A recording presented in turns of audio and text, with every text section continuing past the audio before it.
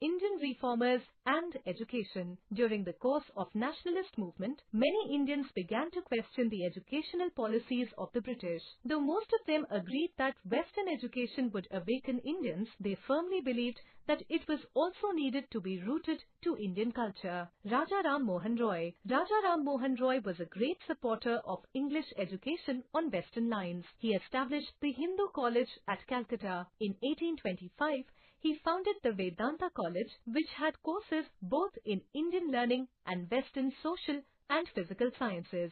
Through his initiative, Calcutta Medical College and Elphinstone College were started in Bombay. Ishwar Chandra Vidyasagar. He wrote a Bengali primer, Bharna Parichaya, which had simplified learning of the language and is still in use. He encouraged education and is said to have set up 35 girls' schools and granted scholarships to poor. Dayanand Saraswati. He was the founder of Arya Samaj. His most outstanding contribution has been in the field of education. A large number of Dayanand Anglo-Vedic DAV schools and colleges were started where education was imparted in Hindi and English. He also started Gurukuls.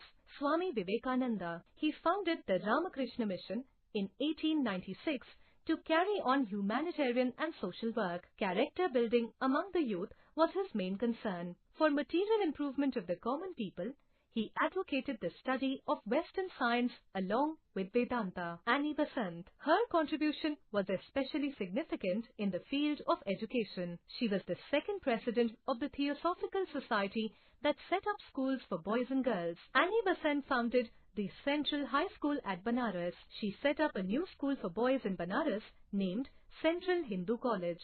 Later on, Annie Besant and Pandit Madan Mohan Malviya worked jointly to establish a common Hindu university at Banaras. Banaras Hindu University, BHU, started functioning in 1917 and Central Hindu College became its first constituent college.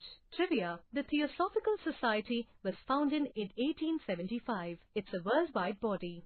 Its main aim is universal brotherhood without any distinction. Annie Besant was the second president of Theosophical Society. Aligarh movement, a case study. In Aligarh, Western education began largely due to the efforts of Sir Syed Ahmad Khan, who was a reformer and wanted to modernize the Muslims. He also set up the Scientific Society at Aligarh to encourage rational thinking. In the beginning, he devoted himself to religious aspects. He tried to reinterpret Islam and bring it closer to the modern science to adapt itself in the modern times. He wanted to create a scientific temperament among the Muslims of India and wanted to make the Western knowledge of science available to them. His scientific society translated scientific works into Urdu so that common people could understand them. He championed the cause of modern education at a time when all the Indians in general and Muslims in particular considered it a sin to get modern education, and that too in English language.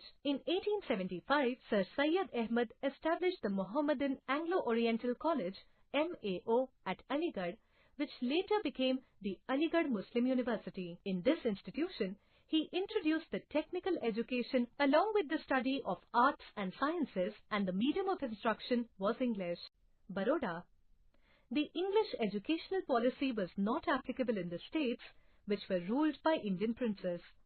In the princely state of Baroda, now Vadodara, there was a great progress in education due to the efforts of Maharaja Sayaji Rao Gaikwad III. He introduced free and compulsory primary education in Baroda.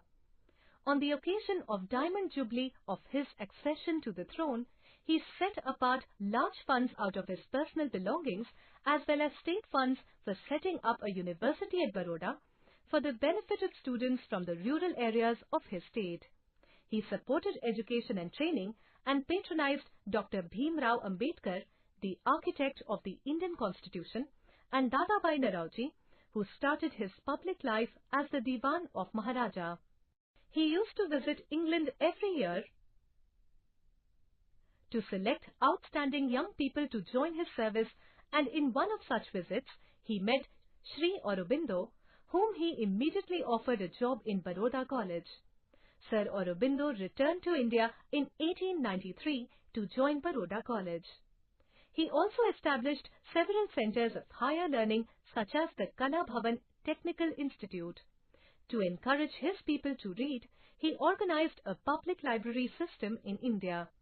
In 1871, Baroda state did not have single government school. In 1891, an order was passed that each village had to maintain a schoolmaster. In 1907, primary education was made compulsory for boys aged 7 to 12 and girls aged 7 to 10.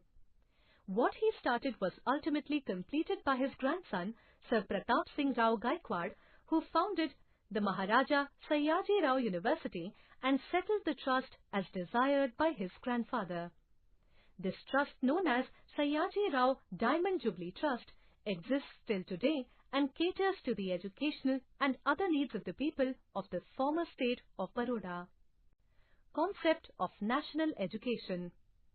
British officials were not the only people who were thinking about education in India. Many thinkers from different parts of India began to talk about the need of and wider spread of education. Impressed with the developments in Europe, some Indians felt that Western education would help to modernize India. They urged the British to open more schools, colleges and universities and spend more money on education. There were other Indians, however, who reacted against the Western education like Mahatma Gandhi and Rabindranath Tagore. At that time, there were two outstanding experiments undertaken by Mahatma Gandhi and Rabindranath Tagore. Both influenced by Western education, still looked for giving a unique Indian identity to the students. In setting up of Shantiniketan, Tagore was able to fulfill his dream. Open-air education, as opposed to cramped in the four walls of a classroom, became a reality here. At the Kala Bhavan and Sangeet Bhavan, the arts were given their rightful place in the Indian education system. Eminent people from all over the world came to Vishwa Bharati during its peak period. The concept of education, according to Gandhiji, was very different from anyone else's. The core of his proposal was the introduction of productive handicrafts such as spinning, weaving, basket making and bookbinding in schools' curriculum. He wanted the schools to be self-supporting. Gandhiji wanted to avoid dependence on the state. He wanted to free the Indian teacher from external interference, particularly government or state bureaucracy. Gandhiji's plan implied the end of teacher subservience to the prescribed textbook and the curriculum. Trivia. The world's first university was established in Takshila or Taxila or Takshashila, now in Pakistan, in 700 BC. It offered over 60 different courses in various fields such as science, mathematics, medicine, politics, warfare, astrology, astronomy, music, religion and philosophy.